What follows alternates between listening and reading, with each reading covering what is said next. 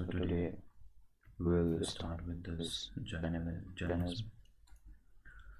Earlier we have done as we are continuing the series of religion before common era, how it is started in India.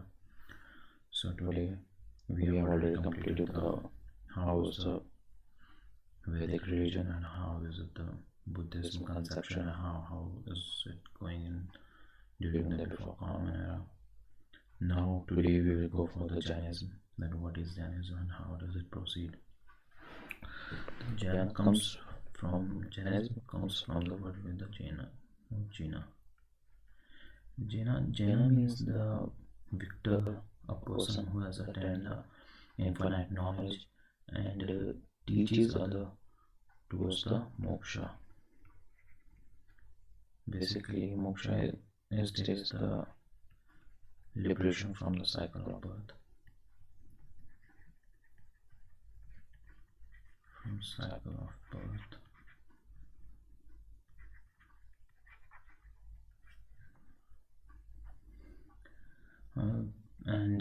These Tirthankaras are basically the other words for the teacher, for the guiders who guide. Tirthankara, which means fort builder.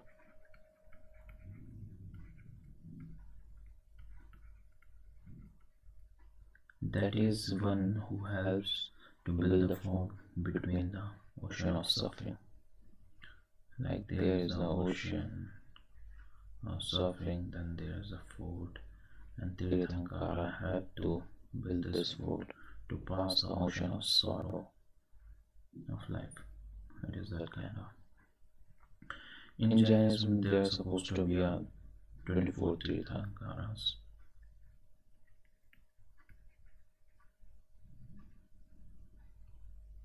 The first one was Rishabdev.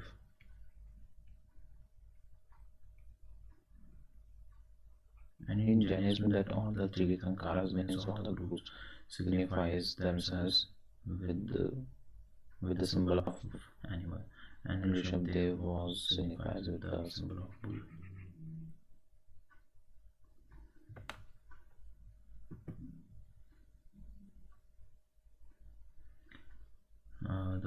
We will not remember all the Tirthankaras because they are not such important in context of it.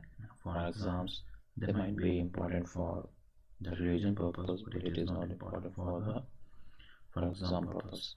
So we will go with the latest ones. And the 22nd Tirthankaras was Neminath. He belonged to the Saurashtra, means Gujarat. Saurashtra of current time Gujarat. The 23rd was Parashvnath,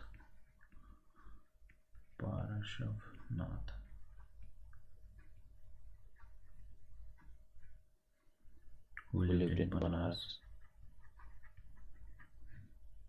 And 24th was Vardhaman Mahavir.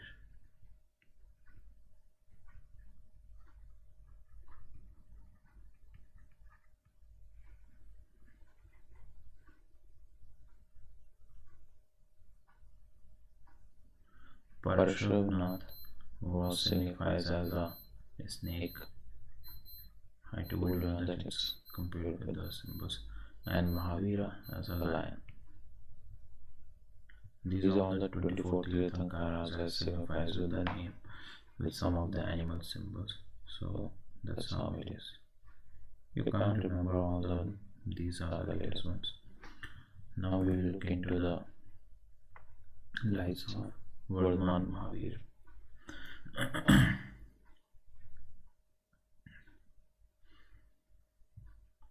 Vardhaman Mahavir was born in 540 BCE.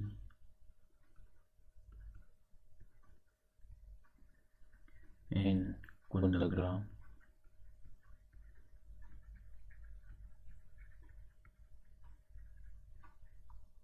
near Vaishali in Janatrila clan.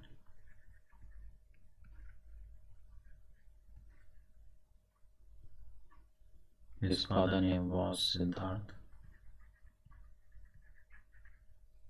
and mother name was Trisha.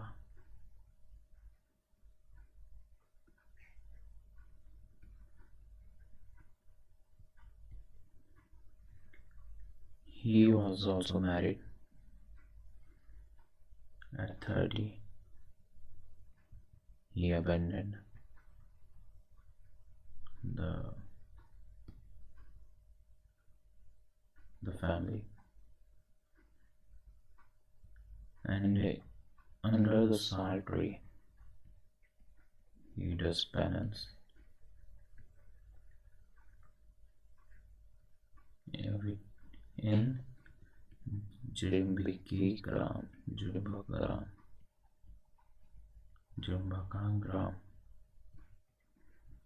in Muzaffarnagar, in current Muzaffarpur.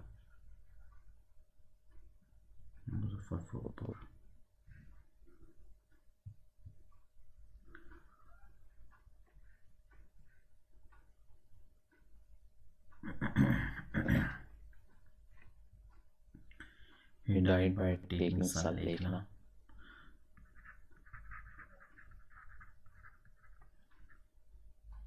At power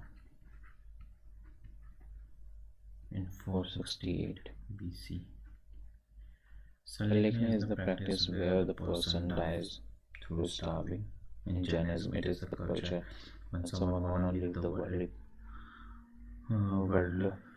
worldly pleasure, worldly life, then they choose this practice to pass away.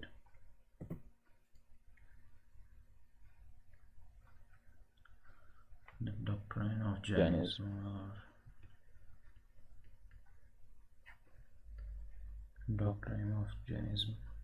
consists of 3 gems. They are also having a 3 Ratna. First was Samyak Darshan.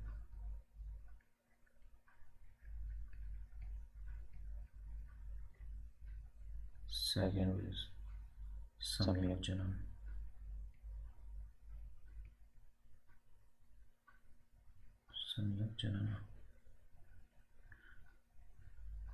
And third was Samyak Charitra.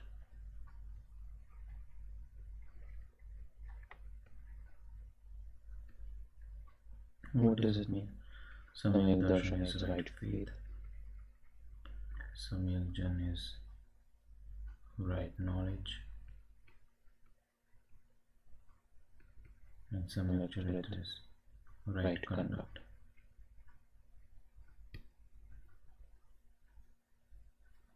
And there are also the Panchamahavrata, which Jan follower has to take.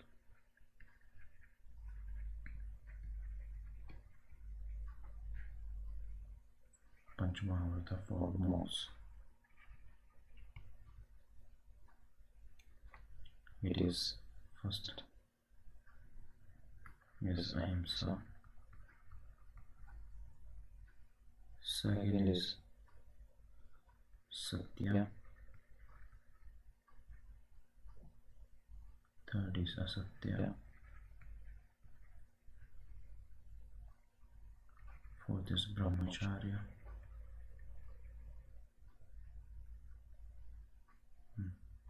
Fifth was Aparigraha.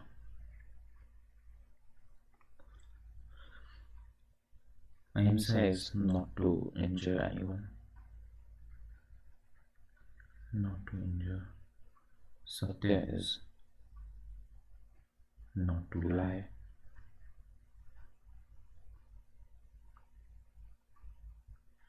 Asatya is not taking what is not given, means not taking other things. It kind of debt on interest. Brahmacharya is celibacy, maintaining a celibacy. Aparigraha is non-pollution, not having anything.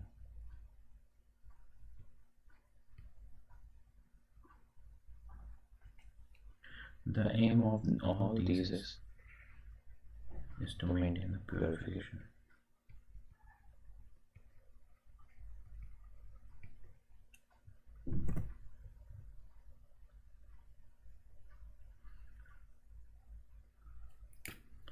Ahimsa is central to Jainism.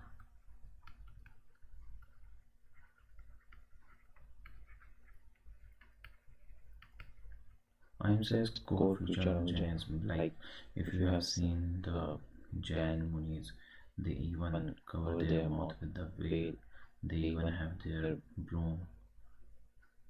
But before sitting, they clean it with the broom so that even an insect didn't get killed by them. They don't eat food which is grown under the soil. Under the soil means like potato, carrot, like this kind of fruit, because they think that when we start pulling or when we till the land, then even the microorganism can get killed by us. So that's why they don't use.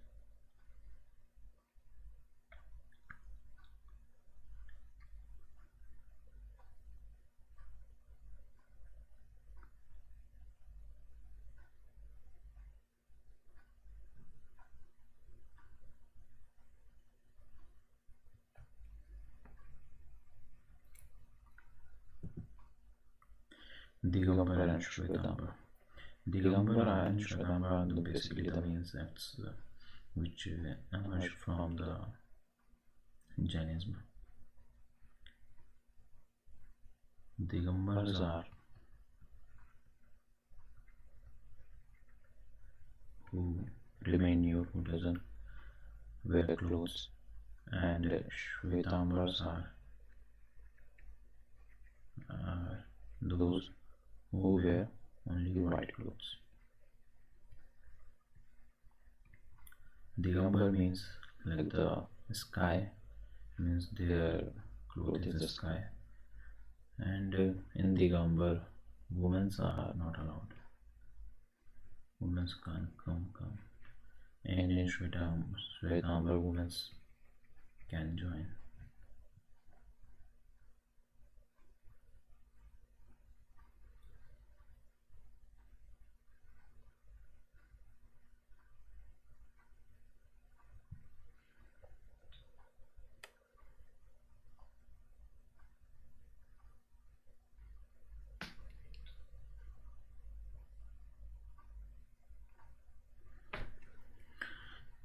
Basically, it is considered that the Digambar is original one. Original as it was at the time of Vardhaman Mahavir. But Shvetambara is flexible. I will not say that it is not original. It is also original because they are following the teachings, but it is got flexible as the time moves on during the societies, as it got. Basically, this division comes, I think, during the Chandragupta reign. During the Chandragupta reign, when there was like a starvation, there was drought condition in Magad, and basically all others started eating animals. Then under the leadership of Bhadrabahu, they decided to move themselves towards the south, because there is not much drought, but others, one group started try to stay back at during the Magad, because they said if this is a condition we have to survive, and the other sect which was led by the Bhadrabahu,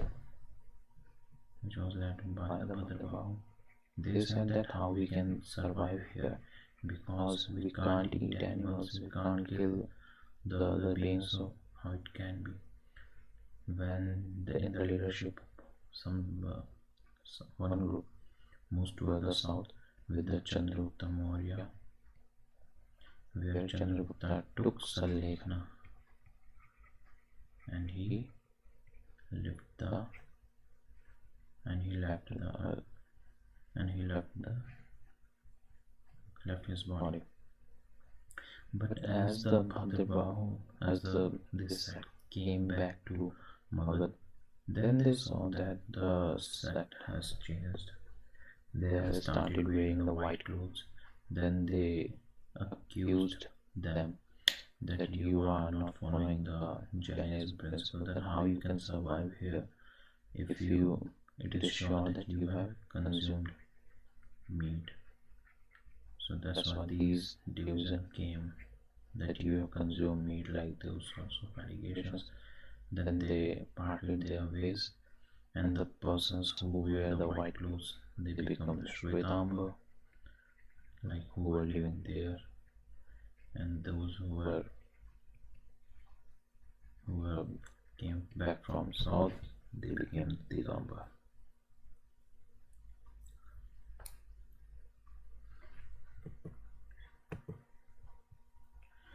The first Jain council was there was basically the two councils only. The first council was at Patliputra.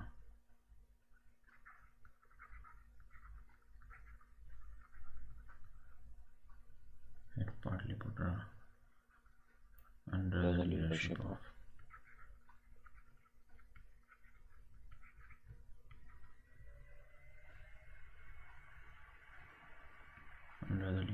of Stalbahu.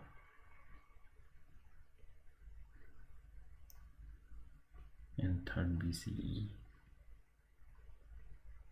and the second General Council was held at Vallabhi, Gujarat.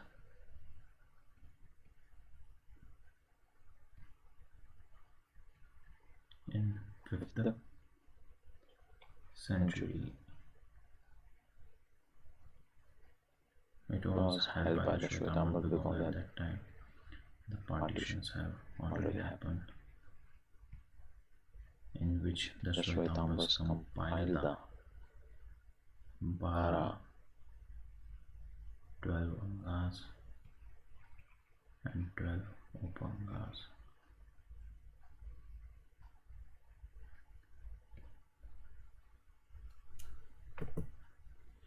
The spread of Jainism. Vardhaman Mahavir had 11 disciples.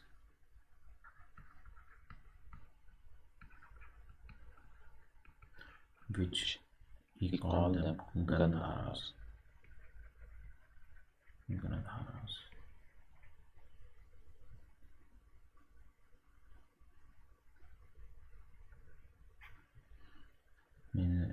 They started spreading the knowledge of Jainism, teachings of Mahavir and other Tirthankaras to others.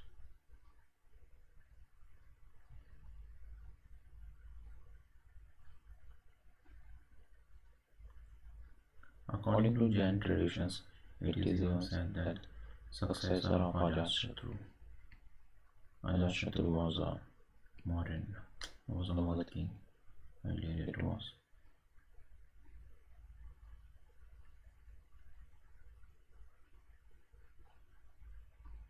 Not Ajatashatru was Buddhist. Ajatashatru was Buddhist, and his successor Udayan was Jain.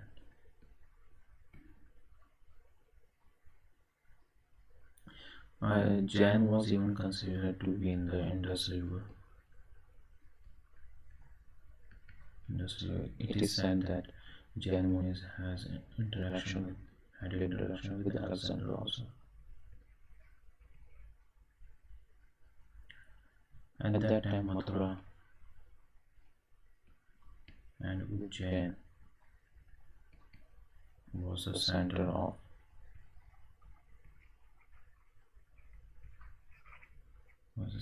Jainism.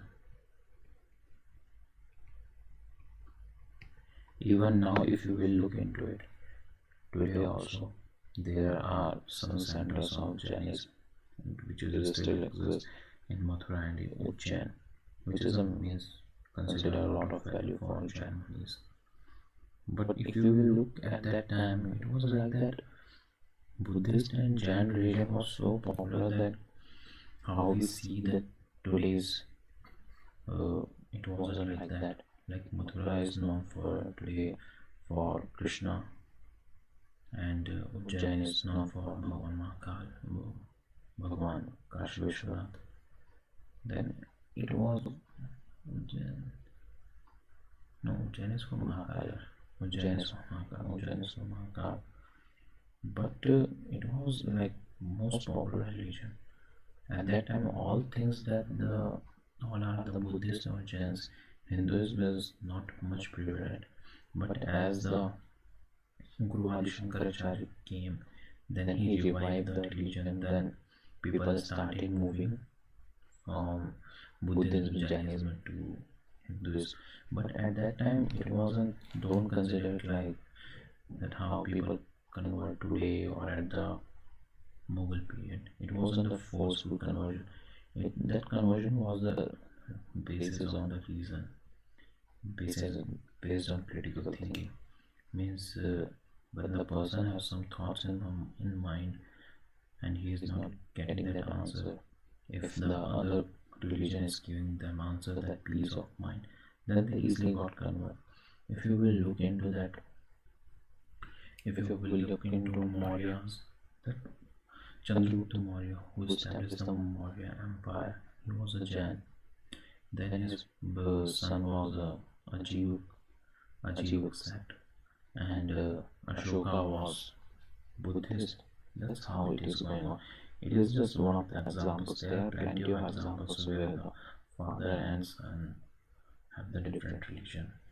But it wasn't like you have to convert into it. It's just you have to follow the practices of it. There's not any kind of a step at that time. So it was like that. So that's all for today. Thank you.